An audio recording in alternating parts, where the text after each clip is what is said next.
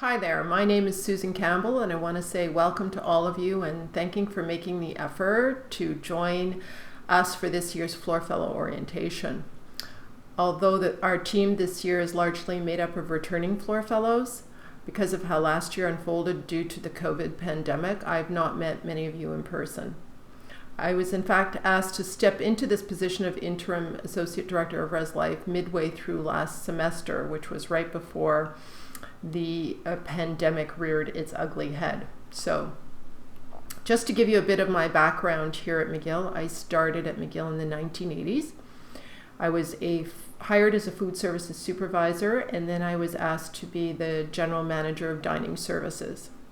At that time, residences looked quite different from as it does today. We had 1,200 students in residences, and we had 3 self-operated dining halls.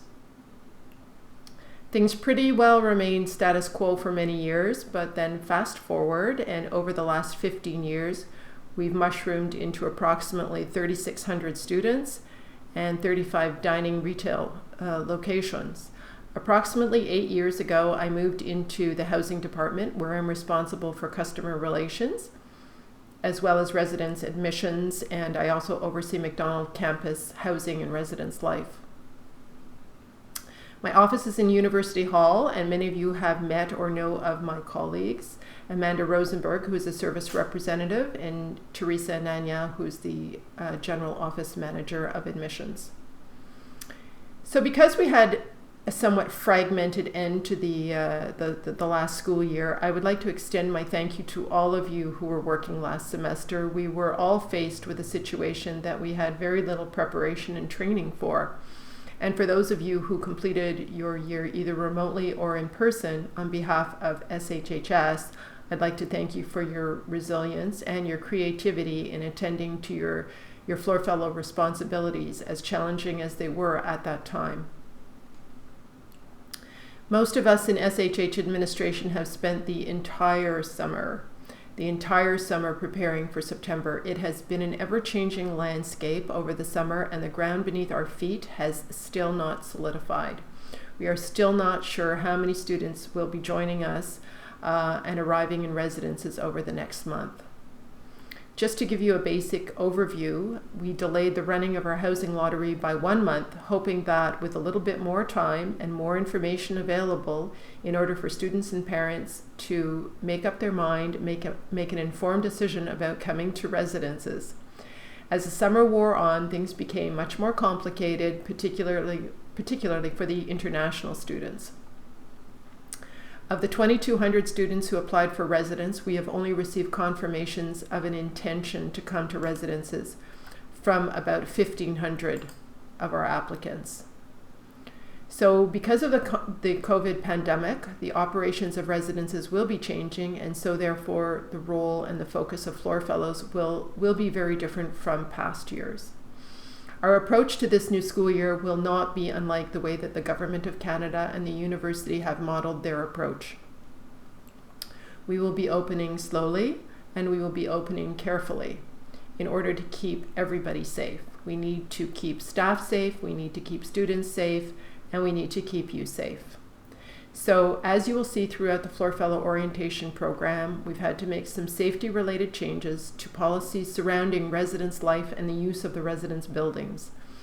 At the onset of the fall semester, we will not have the services of or the resources of MCERT as a resource that we can rely upon. So some of these safety-related changes will include our guest and our visitor policy in the residence buildings, the consumption of alcohol in the common and public areas in residences, the wearing of masks, and of course of social distancing, the numbers of people that we allow to occupy spaces such as kitchens, study rooms, and elevators. We will also have some floors dedicated to self-isolation in each of our residence halls. So we will definitely have a COVID-impacted year to navigate.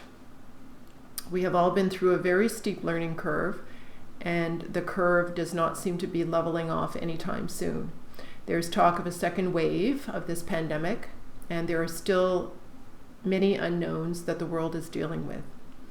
So we will have to navigate this year together, and as always, we welcome your feedback and your suggestions as we go.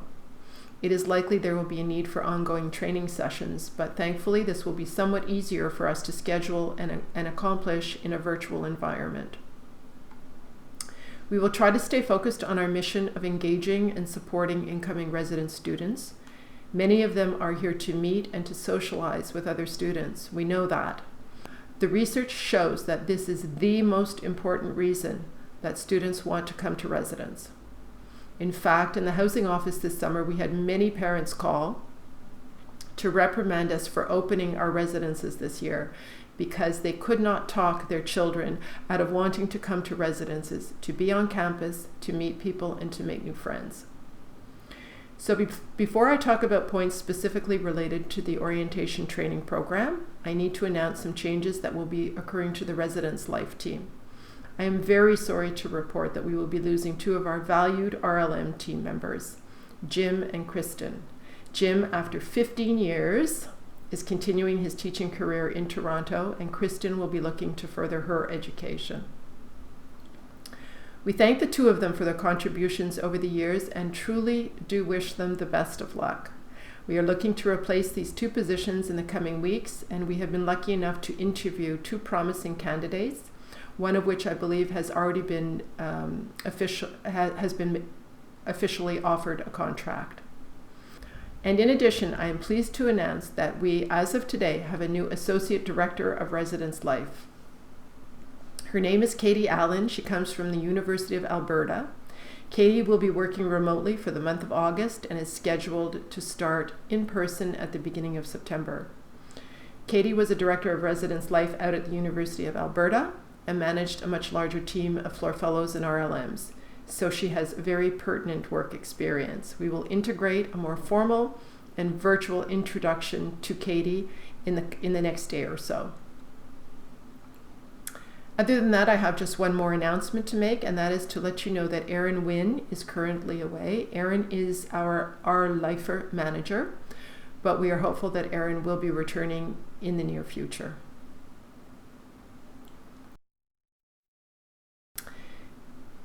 So just to talk a little bit about the orientation program at hand. The program will cover 2 weeks, Monday to Friday. As mentioned, there will be further training sessions planned during the first part of the fall semester. For example, I believe we will have a session scheduled on eating disorders. Any suggestions for further information or training sessions should be directed to your RLMs. So we will collect that information and try and bring you the programs that you're most interested in and will find most useful in the semester ahead. We ask you to show up on time for your training. The schedule has been crafted so as not to place too many demands on participants. For example, I don't see any 8 o'clock sessions scheduled. Lunch will be provided each day. The boxed lunches will need to be picked up each day at a certain time at the front desk of your residence buildings. For more information on this, please contact Avedon. You, of course, will be paid for training, and these are considered additional hours. RLMs will need to approve these hours and submit them to payroll, who are dealing, of course, this week with a brand new payroll system called Workday. Workday is going live this week, and at the same time, I believe that Minerva, the old payroll system, has been shut down. You will have a session scheduled in your training to give you more information related to Workday and the submission of hours by you to your RLMs and then into the Workday system. Your regular floor fellow contract starts after the orientation program ends. We of course ask for and expect your participation and engagement in the training program. We are relying on you to put yourselves into the heads of incoming students and anticipate needs and questions that they may have. Also, we want to know how we can help you to do your jobs better. The more questions we get, the better. Although we may not have all the answers, we will certainly get them for you. There has been so much to try to anticipate this year. We are confident that we have overlooked some points, and that's where we will be turning to you for your input. Other than that, I wish you a great couple of weeks, and at the end of this video, I am here virtually to answer any questions you may have. Here is hoping for a return to life as we know it sooner rather than later.